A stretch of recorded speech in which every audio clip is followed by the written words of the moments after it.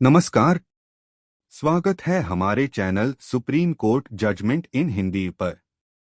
यहाँ हम supreme court के महत्वपूर्ण फैसलों को आसान हिंदी भाषा में समझाते हैं ताकि आप इन्हें आसानी से समझ सकें और सुप्रीम कोर्ट के निर्णयों से हमेशा अपडेट रह सकें। जुड़े हमारे साथ और हर दिन नए फैसलों की जानकारी पाएं। धन्यवाद। क्या आप किसी कानूनी समस्या से जूझ रहे हैं? आपकी कानूनी जरूरतों को समझना और सही समाधान प्रदान करना हमारा लक्ष्य है। अगर आपको किसी भी प्रकार की कानूनी सहायता चाहिए तो आप हमसे व्हाट्सएप के माध्यम से जुड़ सकते हैं। हमारा नंबर है 7568890985। कृपया ध्यान दें, इस नंबर पर कॉल न करें, केवल व्हाट्सएप संदेश भेजें। हम आपकी हर संभव मदद करेंगे और आपके कानूनी मामलों का समाधान दिलाने के लिए हमेशा तैयार हैं। तो देरी न करें, आज ही संपर्क करें। धन्यवाद।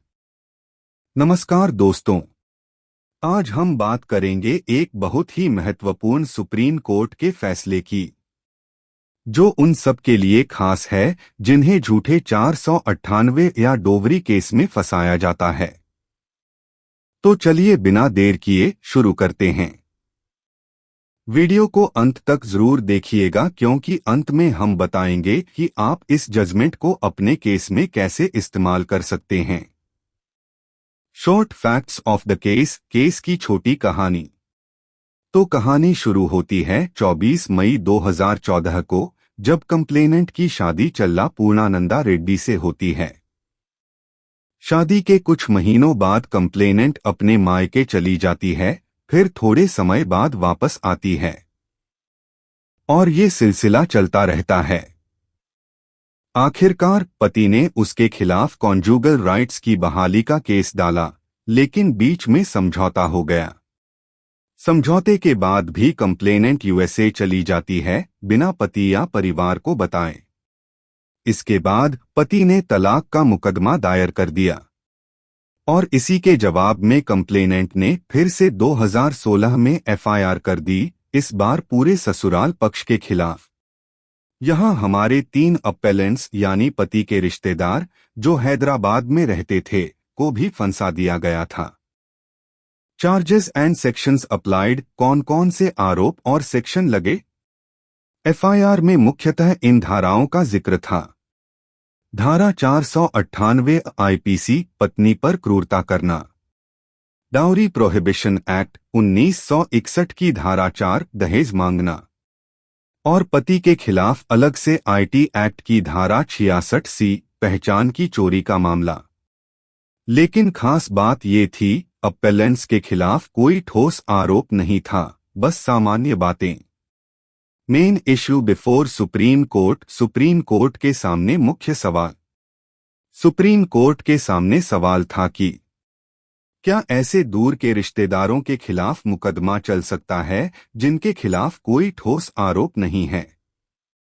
क्या बिना किसी तिथि, घटना या ठोस सबूत के महज सामान्य आरोपों के आधार पर किसी को ट्रायल में घसीटा जा सकता है? और दोस्तों, इसी सवाल का जवाब इस जजमेंट में बड़े दमदार तरीके से दिया गया। Proceedings across courts, other judgments referred, अदालतों में यात्रा और अन्य जजमेंट।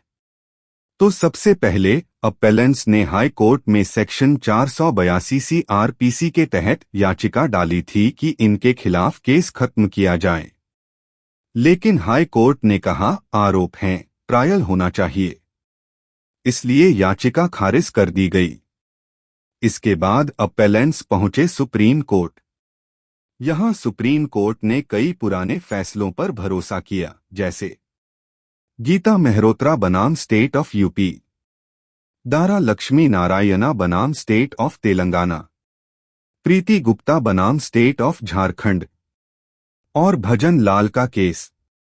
इन सब में अदालत ने हमेशा कहा है, महज रिश्तेदार होने के कारण हर किसी को केस में नहीं घसीटा जा सकता। की कंसिडरेशन ऑफ दिस जजमेंट, मुख्य बातें जिन पर अदालत ने ध्यान दिया। सुप्रीम कोर्ट ने साफ कहा, अपेलेंट्स हैदराबाद में रहते थे, कंप्लेनेंट गुंटूर में थी। एफआईआर में कोई स्पष्ट तारीख या घटना नहीं बताई गई थी। आरोप बस इतना था कि ये लोग उकसाते थे, ताने मारते थे, लेकिन कोई सबूत नहीं। ऐसी साधारण और सामान्य आरोपों पर मुकदमा नहीं चल सकता। कोर्ट ने कहा कि सेक्शन 498 आईपीसी का मकसद था महिलाओं की रक्षा, लेकिन अब इसका दुरुपयोग बढ़ता जा रहा है और इस प्रवृत्ति को रोका जाना चाहिए। फाइनल वर्डिक्ट एनालिसिस, अंतिम फैसला। सुप्रीम कोर्ट ने साफ साफ कहा, अपील अलाउ होती है। अपेलेंट्स के खिलाफ सीसी नो 359/2016 केस खत्म किया जाता है, ये कहकर कि अगर केस चलता रहता तो ये प्रोसेस का दुरुपयोग होता, यानी सीधा साफ न्याय। Important points of the judgment, फैसले की खास बातें। दोस्तों, इस जजमेंट से हमें जो मुख्य बातें सीखनी हैं, सिर्फ रिश्तेदार होना ही अपराध नहीं बनाता। साक्ष्य की जरूरत है, कोई घटना, कोई तारीख, कोई ठोस प्रमाण। अदालतें अब पहले से ज्यादा सतर्क हैं कि निर्दोष लोगों को फालतू के केसों में न घसीटा जाए। सेक्शन 498 आईपीसी का दुरुपयोग रोकना जरूरी है ताकि असली पीड़ितों को न्याय मिल सके। डिफेंस प्रेजेंटेड, दोनों पक्षों की दलीलें। अपेलेंट्स की तरफ से कहा गया, हम हैदराबाद में रहते थे, कोई भौतिक उपस्थिति नहीं। एफआईआर में कोई तिथि, घटना या ठोस तथ्य नहीं है। तलाक का मुकदमा दाखिल होते ही शिकायत दर्ज कराई गई, रिटेलिएशन यानी बदले की भावना से। रिस्पोंडेंट्स, कंप्लेनेंट ने कहा, सभी रिश्तेदारों ने उकसाया और ताने मारे। यह कोर्ट का काम है कि ट्रायल के बाद सच्चाई पता चले। लेकिन सुप्रीम कोर्ट ने कहा, अगर एफआईआर में ही कुछ नहीं है तो ट्रायल क्यों हो? How this judgment can be used in future, भविष्य में कैसे इस्तेमाल कर सकते हैं? अब सबसे जरूरी बात, अगर आपके खिलाफ या आपके क्लाइंट के खिलाफ केवल नाम डाल दिया गया हो, कोई स्पष्ट आरोप न हो, या आप दूर रह रहे हों, तो इस जजमेंट को अपने केस में सेक्शन 482 सीआरपीसी के तहत कोर्ट में कोट करें। सुप्रीम कोर्ट के इस फैसले के आधार पर आप कह सकते हैं कि मुकदमा बिना आधार के है, इसलिए तुरंत रद्द किया जाए। और अगर आप खुद एक महिला हैं जो वास्तव में पीड़ित हैं, तो याद रखिए, सटीक तथ्यों के साथ ही शिकायत करें ताकि आपकी शिकायत को गंभीरता से लिया जाए। अगर आपको हमारा कंटेंट पसंद आ रहा है और आप भी रोजाना सुप्रीम कोर्ट के नए फैसलों से अपडेट रहना चाहते हैं, तो कृपया हमारे चैनल को लाइक करें, सब्सक्राइब करें और बेल आइकन भी दबाएं ताकि आपको हर नए वीडियो का नोटिफिकेशन मिल सके। आपके सपोर्ट से हमें और बेहतर कंटेंट बनाने की प्रेरणा मिलती है। धन्यवाद।